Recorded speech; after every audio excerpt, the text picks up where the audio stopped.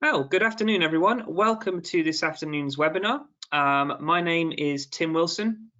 I'm your host today, and I am delighted to welcome Will Rogers from STEM Learning, who I will shortly introduce. A little bit about today, a little bit about CAS. I'm one of a team of CAS community outreach managers operating throughout the country. I'm responsible for managing CAS communities of practice across the Midlands and a large part of the Southwest. And we do this as part of the National Centre for Computing Education. This webinar is the latest part of the CAS Virtual Showcase. We are into day 8 of our 2-week extravaganza of over 50 webinars designed to support the CAS community. A little bit about the National Centre for Computing Education. I'll try not to steal too much of Will's thunder. The National Centre for Computing Education was established to provide support for teaching computing in schools and colleges in England across all key stages. It's a programme funded by the Department for Education as part of its drive to raise academic standards to ensure that students have the knowledge and skills they need to succeed in an increasingly digital world. The National Centre offers local support across England, delivered via a network of computing hubs and subject matter experts. And indeed, Computing at School is part of the consortium. We're part of British Computer Society, and we're part of a consortium alongside the Raspberry Pi Foundation and STEM Learning delivering the NCCE. Anyway, a few bits of housekeeping. If you have questions for Will, you can use the question window, which is on the right-hand side of your screen. As you probably know, if you've attended a session already, all attendees are in listen-only mode. So the top of the window has an orange rectangle which can be expanded or collapsed. If you expand the window, you will see the questions tab. It equally applies to comments. So if you have questions or comments, please use that questions window. Finally, if you're using social media, in particular Twitter, please use the hashtag CASVirtual20. I will send our respective Twitter handles to you in the chat function when Will begins. And I hope that you find this session informative. And without further ado, I think I'll just hand over to Will and you can kick off. Will, it's all yours. Thank you, Tim. Hopefully everyone can hear me and can see me correctly.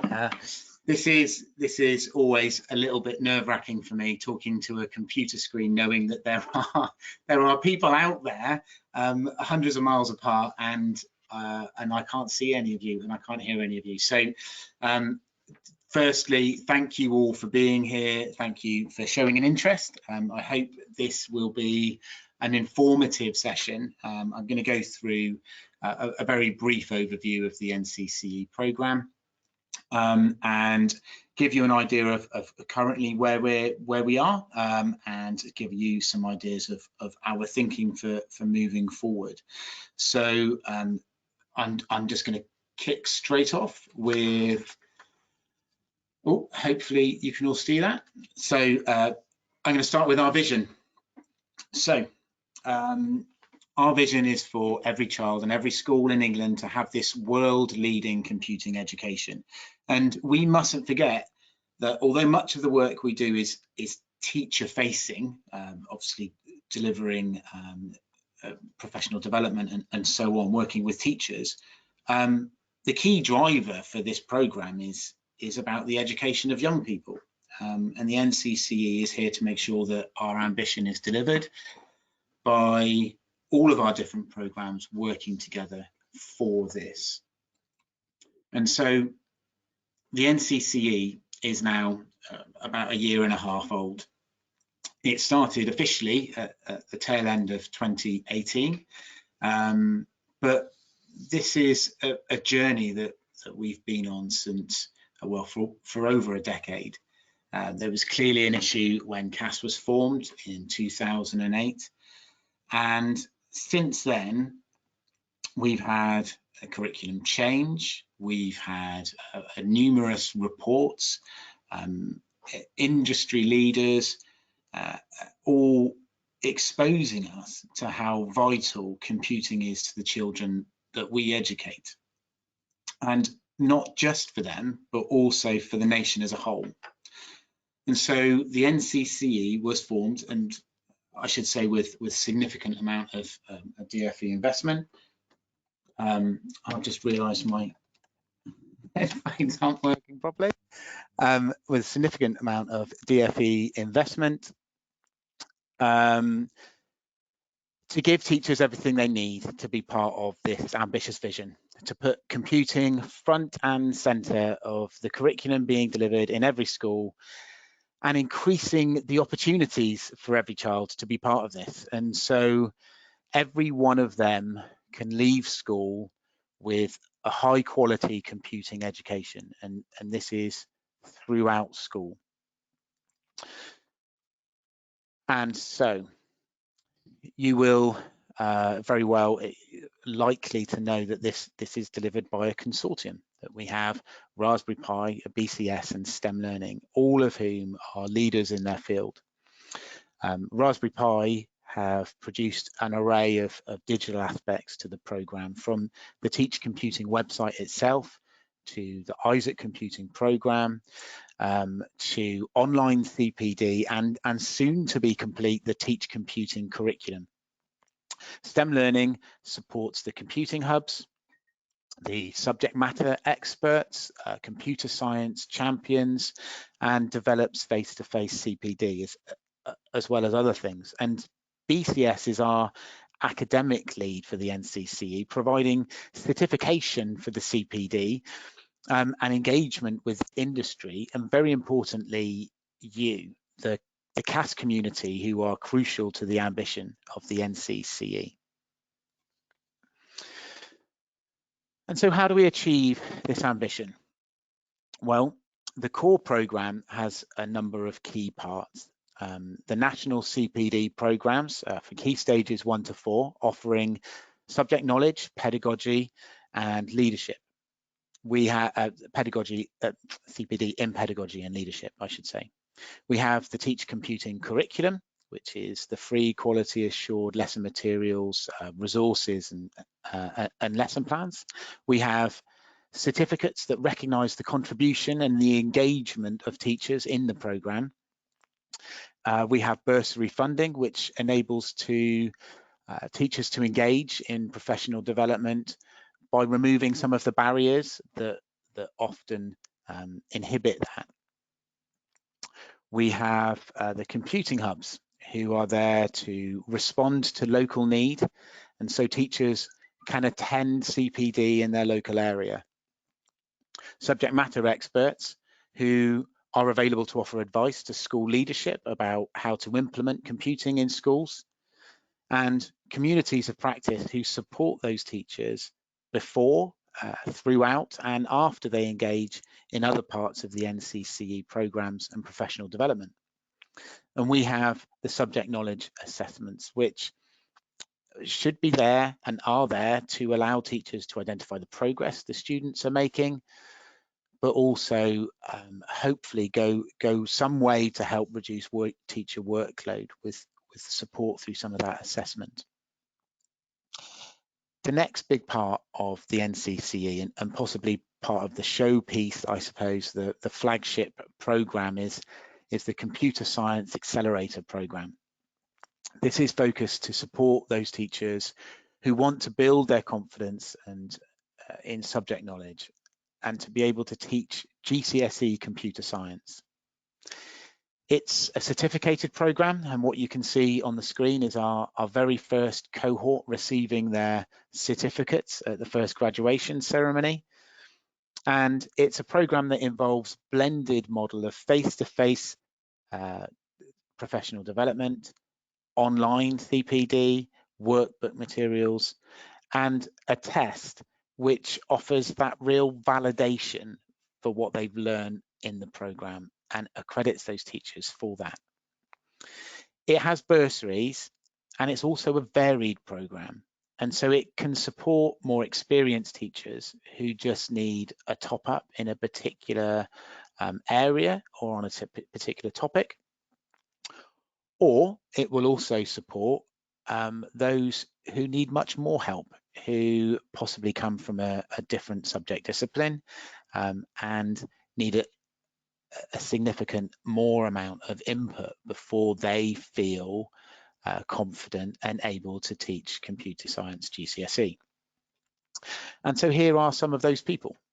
I've stolen this slide straight from the Teach Computing website, where we have some case studies where you can read more about. But this shows a range of teachers, from someone who is, just as I said, from that latter group, who is now teaching computer science as a second subject and was able to gain the confidence to be able to do that, right the way through to a participant who had a significant amount of computer science experience in teaching, but has used this not only to top up on specific topics, but also to gain that accreditation that they deserve, you know, to actually show that they have that subject knowledge and are able to teach that well.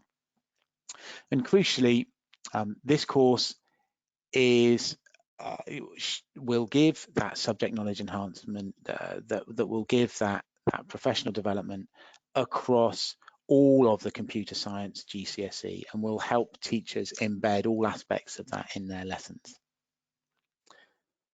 The third main program is Isaac Computer Science.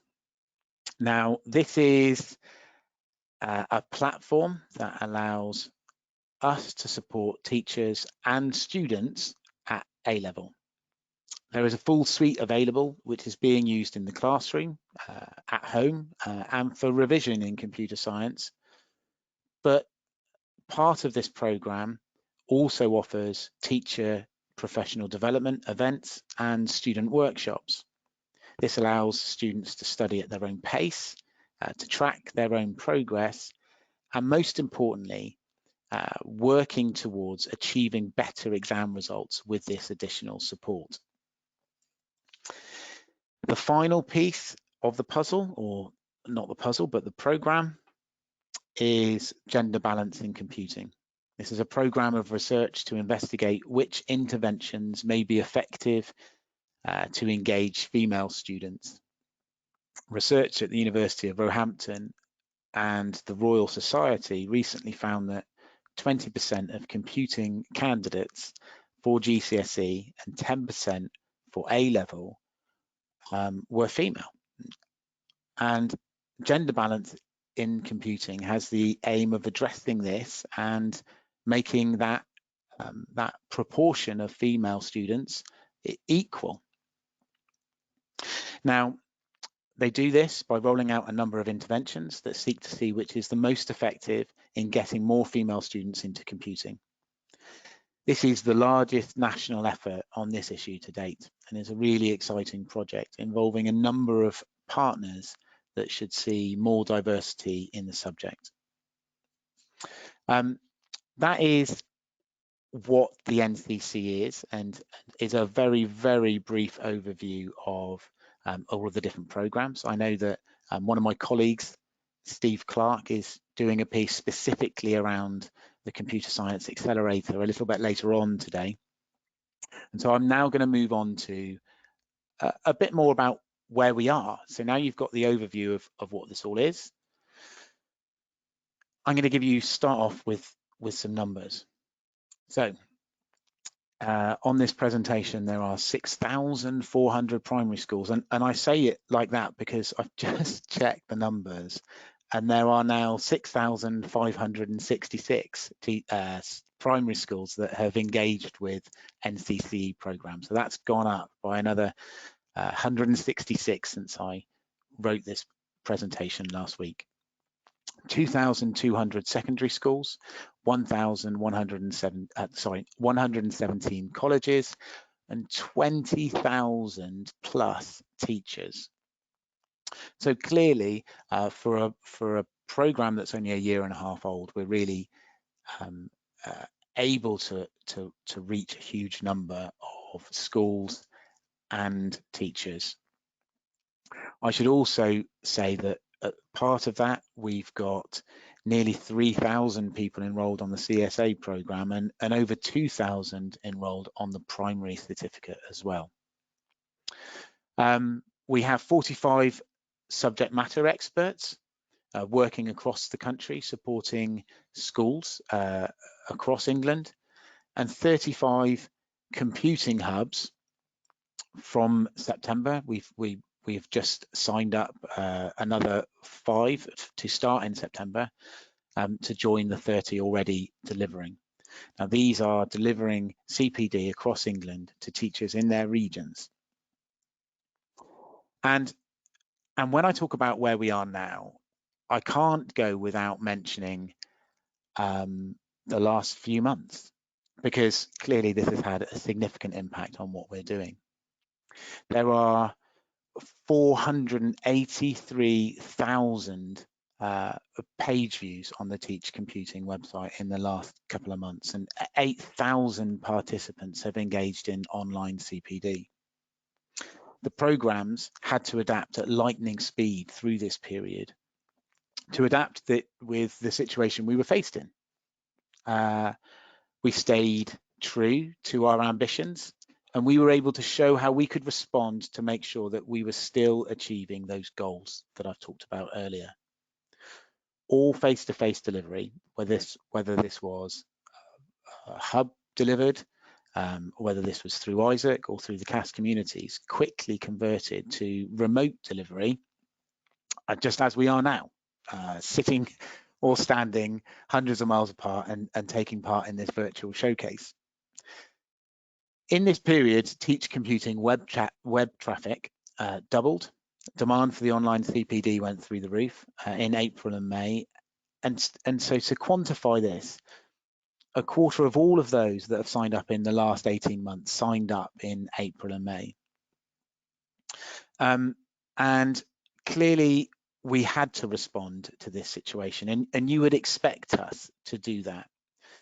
But we were able to do more.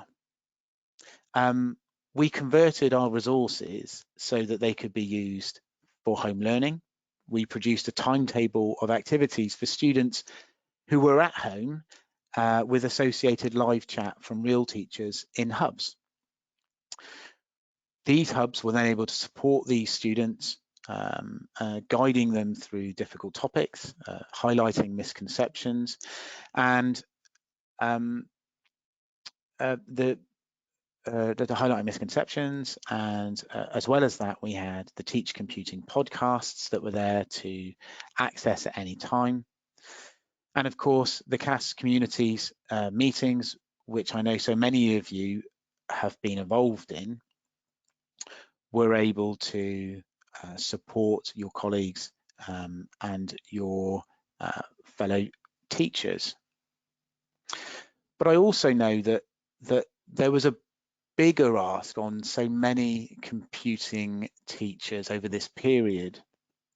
I wonder how many of you have helped with supporting colleagues from other subjects to deliver lessons in this remote world, and how many of you have been able to support colleagues with platforms for delivery of these lessons, or even have been helping find those resources for students at home to use.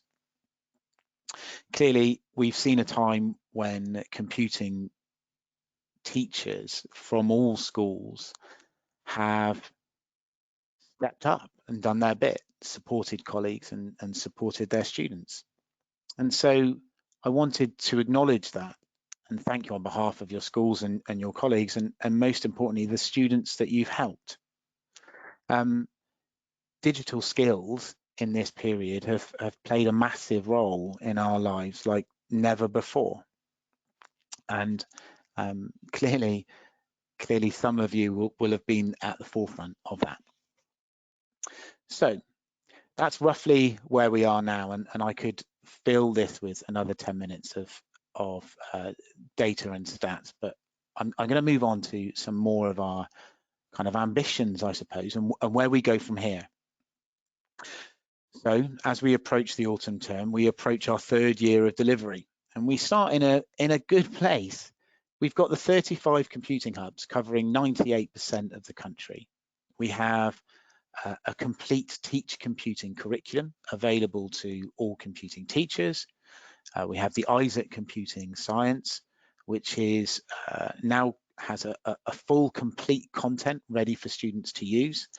And more teachers are now eligible to access the Computer Science Accelerator program than ever before.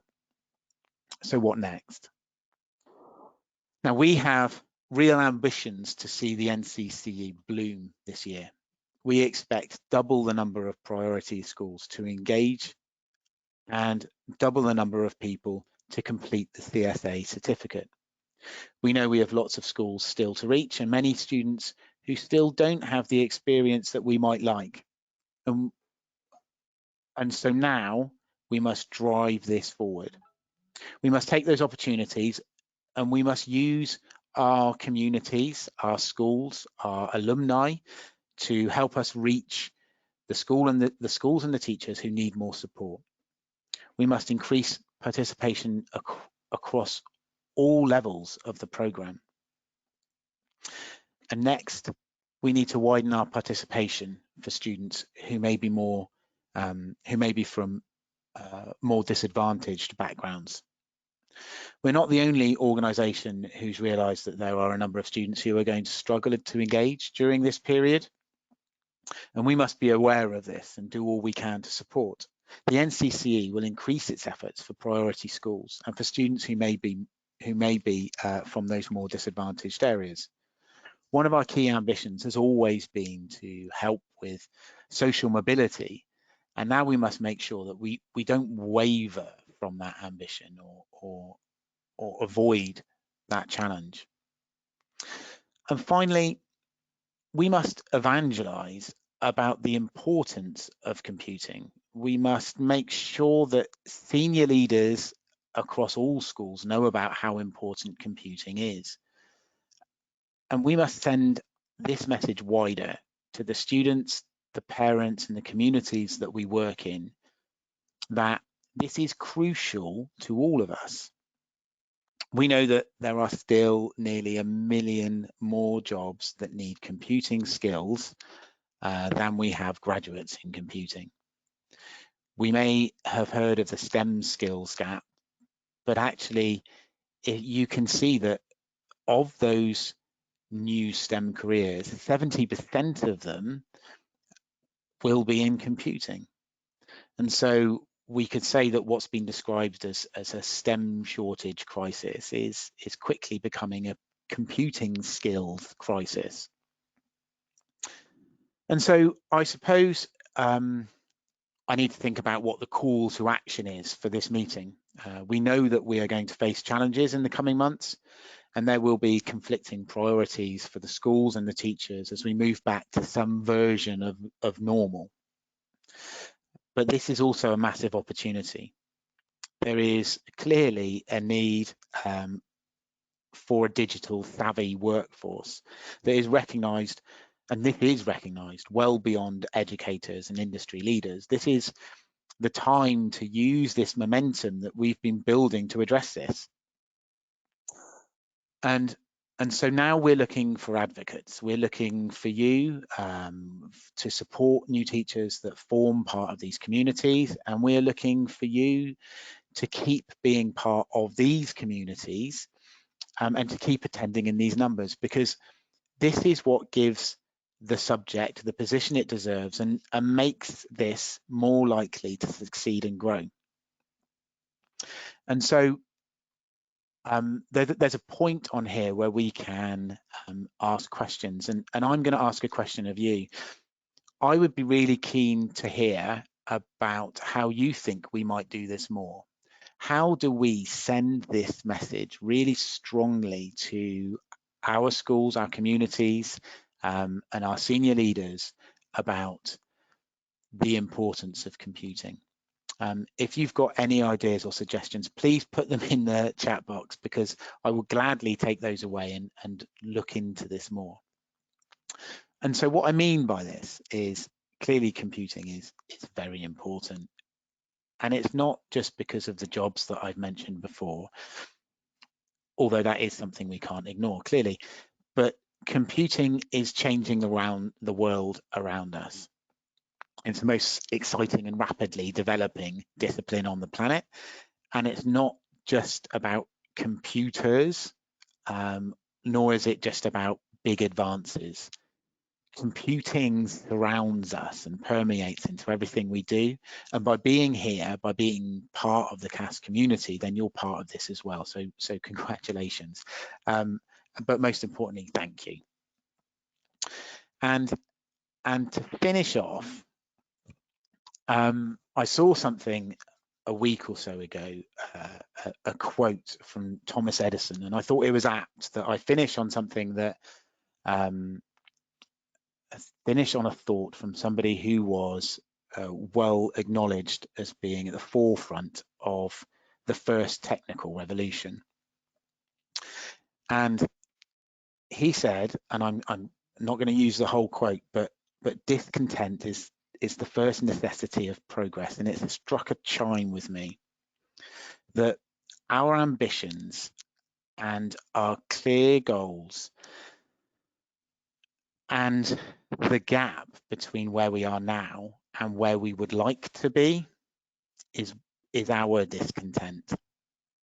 And actually, to give students the opportunities that we want to do is what is driving us to succeed.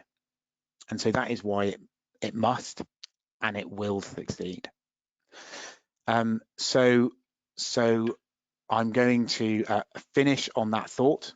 Thank you to everybody who has attended and for listening. And if you have any questions, please do add them and I can see if I can answer them for you. Thank you. Thank you very much, Will. We've had one question come in regarding the gender balance in computing. The context, the person says, I struggle with the mindset of the girls as they find computing harder than other subjects. Are there any specific approaches to support gender balance in computing? How can teachers contribute towards this approach? It's a really good question. There is a blog, I believe, on gender balance. If it's not been published now, it will be published very soon, which can give you some ideas on this.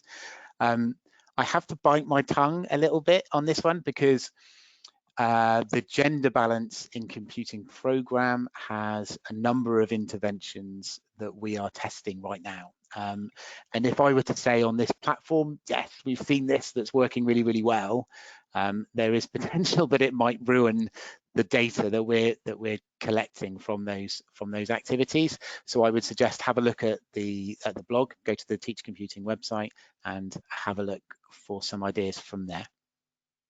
And to add to what Will is saying, there will be no doubt multiple call outs for schools, teachers to input into the research, the extensive research that is being taken as part of the gender balance in computing program. Is a major piece of work. So I can't give the answer to the question either, but I can certainly add to what Will is saying in that there is a lot of research happening, and you will be invited if you go on the website and find out more. There will be invitations coming out to input into. Thank you. Apart from that, we've had a few comments. One person has said we should make computing a core subject for every child, and every. I mean, that would be a lovely ideal, but the results of making sure that every child can come out with a qualification in IT and computing at secondary level would be a lovely situation to be in. Yeah, absolutely. But we shouldn't forget, earlier on as well, I think. So Key Stage 1, 2, and 3, where it is part of the national curriculum, and we should be really making sure that schools are fulfilling that and giving the students the opportunities that they are entitled to. Yep. And then related to that question, do you know when the rest of the units for the primary resources will be published? So we have a hard fixed deadline for the end of July. So Everybody is working incredibly hard on the teach computing curriculum at the moment, with a completion date for the end of this month, so very soon. Excellent, cool. There have been another bunch of comments, but I'm mindful of the time here we have. The person who's asked about gender balance, that link that you have posted into our questions is a very relevant link, so please do click onto that.